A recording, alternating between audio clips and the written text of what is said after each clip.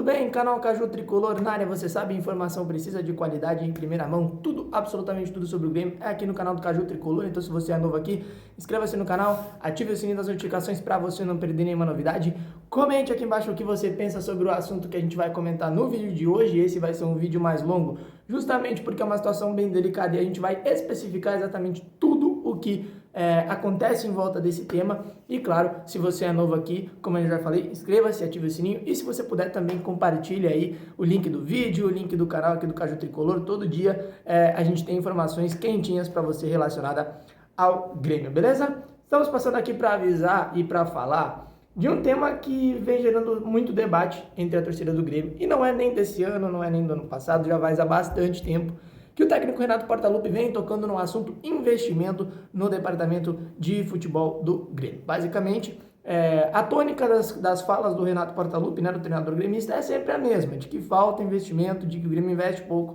e que o Grêmio relacionado aí, né, em relação aos seus concorrentes diretos por títulos, Palmeiras, Flamengo, Atlético Mineiro, que veio esse ano como principal concorrente, já teve outros clubes também, Cruzeiro no 2017, 2018 também. Esses clubes investiam muito mais do que o Grêmio e o que o Grêmio conseguia fazer muito com muito menos, né? Então esse sempre foi o discurso do Renato, de que falta investimento, de que o Grêmio investe pouco. E a gente foi atrás para ver se realmente o Grêmio investe pouco no seu departamento de futebol, gasta pouco com contratações em relação ao que vende desde o início da era do presidente Romildo Bolzan Júnior, tá? Então o que a gente fez? A gente foi basicamente por o seguinte cálculo, a gente pegou aqui desde o início da gestão do presidente Romildo Bolzan, que teve início no ano de 2015, e a gente foi atrás para ver, será que realmente o Grêmio investe pouco? Será que realmente o Grêmio tem capacidade de investimento para gastar mais no mercado? A gente foi ver e a gente vai explicar para você aqui todas as negociações que o Grêmio fez desde 2015 até o ano de 2020. Não contabilizamos, por exemplo, a venda do PP, que já está concretizada. E antes da gente falar quanto que deu cada negociação, né, quanto que o Grêmio arrecadou e gastou nesse período, a gente vai explicar alguns pontinhos aí que podem ser importantes para essa análise, tá? Primeiramente que os valores não são exatos, eles podem ser um pouquinho maiores, um pouquinho menores, a gente foi atrás dos valores que foram divulgados pela mídia, pela imprensa, tá? Então esse é o primeiro ponto. Segundo ponto, em relação ao valor de gasto, o valor de compra, a gente não colocou aqui jogadores que vieram apenas pelo custo de salário. Muita gente provavelmente vai olhar essa lista e vai falar, pô, tá faltando Diego Tardelli. Não, não está faltando Diego Tardelli, porque nessa situação do Diego Tardelli, do Diego Souza, do Robinho, do Thiago Neves, enfim, jogadores que estavam livres no mercado, eles não custam nada em relação à compra. Vai haver basicamente uma readequação da folha salarial, então a gente não contabilizou aqui como compra, tá? Porque é uma contratação de jogador livre do mercado. Tá? A gente foi apenas atrás dos jogadores que foram comprados pelo Grêmio ou paga alguma taxa de empréstimo, tá? Então esse é um ponto bem importante para se falar.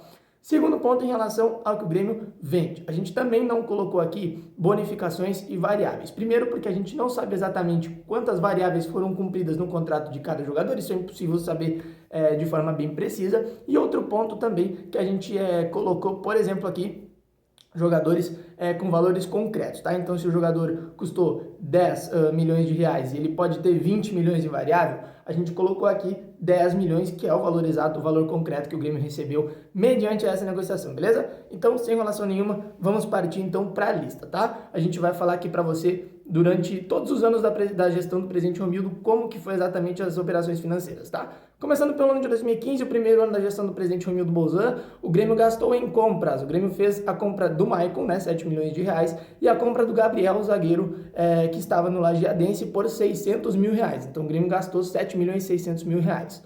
Em relação a vendas, o Grêmio vendeu o Rodolfo, o Barcos e o Marcelo Moreno, totalizando 21 milhões de reais em vendas no ano de 2015. Então o Grêmio arrecadou 21 milhões em vendas e gastou 7,6, tem um lucro de um pouquinho mais de 12 milhões de reais. No ano de 2016, o Grêmio comprou o zagueiro Wallace Reis, o também zagueiro Kahneman, o atacante Batista e o atacante Miller Bolanhos. Então o Grêmio gastou aí 26,1 milhões de reais no ano de 2016. Em relação à venda, temos aí a venda do Júnior Tavares para o São Paulo, lateral, 500 mil reais. A venda do volante Wallace para o Hamburgo, 20,2 milhões que ficaram retidos no clube. A negociação foi mais alta, mas o Grêmio ficou com 20,2 milhões, né? 20 milhões e 200 mil reais. E teve a venda ainda mais do Juliano para o Zenit, com 25 milhões de reais. Então, no ano de 2016, o Grêmio gastou 26 milhões e 100 mil reais e arrecadou 45 milhões e 700 mil com vendas, tá? Compra e vendas de jogadores. No ano de 2017, o Grêmio foi bem mais enxuto no mercado. O Grêmio gastou 400 mil para comprar o lateral Leonardo Gomes, 1,5 milhão de reais para comprar o Gaston Fernandes e 1 milhão e 600 mil reais para comprar o Beto da Silva. Então a negociação do Beto da Silva custou 1 milhão e 600 mil reais. O Grêmio totalizou de gasto 3,5 milhões com compras ou pagamentos de transferências de jogadores. E venda, o Grêmio vendeu o Pedro Rocha, né, que foi a grande venda do ano, totalizando 45 milhões e 200 mil. Então, em 2017, o Grêmio gastou apenas 3 milhões e meio e vendeu 45 milhões e 200 mil reais. No ano de 2018, o Grêmio gastou um pouquinho mais, foram 3 milhões e 300 mil no Paulo Miranda, 2 milhões no Madison, 10 milhões no André e 9 milhões no Marinho. O Grêmio totalizou de gasto em 2018 24 milhões e 300 mil reais. Em vendas, o Grêmio vendeu o Marcelo Groy por 11 milhões e 600, vendeu o Arthur por 120 milhões, a negociação rendeu mais dinheiro, mas o valor fixo foi 120 milhões, vendeu o Jailson para a Turquia por 19 milhões de reais e vendeu o Miller Bolaños para o Tijuana do México por 11 milhões e 700 mil. Então, no ano de 2018, foi um dos principais anos aí do Grêmio em relação ao mercado. O Grêmio gastou 24 milhões e 300 mil reais e arrecadou 162 milhões e 300 mil reais. O Grêmio arrecadou mais de 160 milhões de reais em vendas de jogadores no ano de 2018. No ano de 2019, o Grêmio gastou 1 milhão e 100 para o Montoya, né, para efetuar a negociação do Montoya, gastou 2 milhões e 100 pelo empréstimo do Felipe Viseu e gastou 4 milhões de reais na negociação pelo Luciano. Então, totalizou um gasto de 7 milhões e 200 mil reais.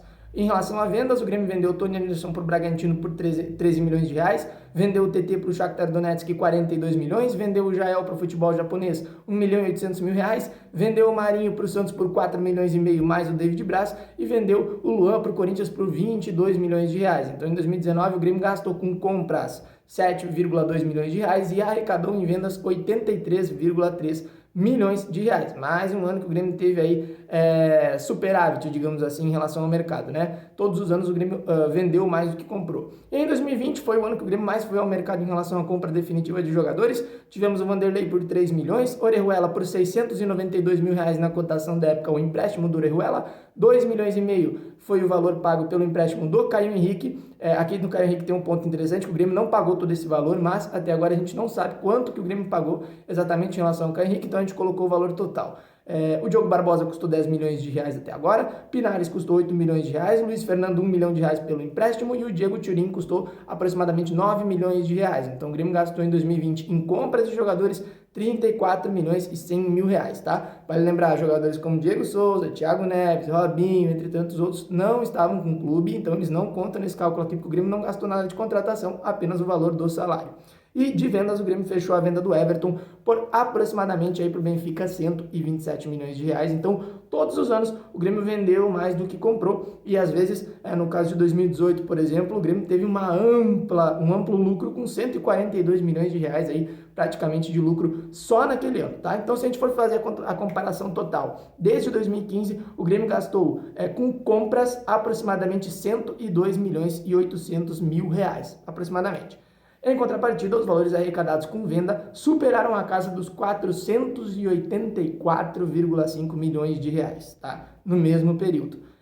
O saldo positivo foi de 381 milhões e 700 mil. Então, o Grêmio tem de saldo positivo nesse período 381 milhões e 700 mil reais em relação ao que compra, em relação ao que vende. O Grêmio vende extremamente mais do que compra, mais de 3 vezes mais. O Grêmio arrecada mais do que compra.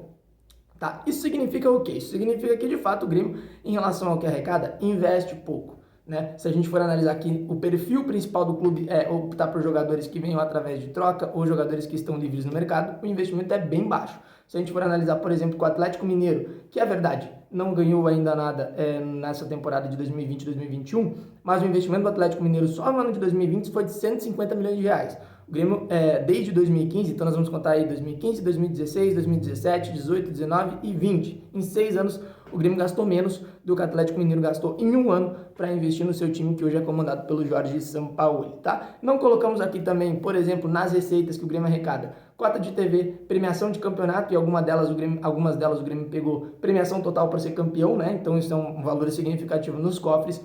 Também não pegamos quadro social, que é a mensalidade do sócio, entre outras receitas, patrocinadores do clube também não entram nessas questões. Então, de fato, os números aqui em relação à compra e venda de jogadores mostram que o Grêmio tem margem de investimento, que o Grêmio pode investir mais e que, de certa forma, o técnico Renato Portaluppi tem sim razão quando ele diz que o Grêmio tem mais capacidade de investimento e que o Grêmio vende muito mais do que compra. Isso, de fato, sempre foi uma questão que a torcida do Grêmio entendeu muito bem, mas a gente trouxe em números aqui que o Grêmio tem 484 milhões de reais, 484 milhões e 500 mil reais de venda nesse período desde 2015 e que gastou aí apenas 102 milhões, um gasto aí de aproximadamente 30% em relação ao que arrecadou em vendas no período aí de 6 anos, tá? Então, esse é um dado bem importante e vale lembrar que também a renovação do técnico Renato Portaluppi passa diretamente pela contratação de reforços. As informações que a gente consegue apurar são de que o Renato tem a preferência em permanecer no Grêmio em relação ao Atlético Mineiro, mas que, foi sendo bem franco, pede aí entre 3 a 4 reforços a nível de titularidade para montar um time mais forte e, de fato, o Grêmio montar um time aí comprado, né, um time reforçado, sem precisar depender exclusivamente das categorias de base para fazer um time competitivo e capaz de brigar por todos os títulos, né? A informação que a gente conseguiu foi, de fato, o Renato pediu aí 3 a 4 reforços de peso. Esses reforços serão deixados aí em uma lista, possivelmente, que o Renato já deve ter dado para a diretoria.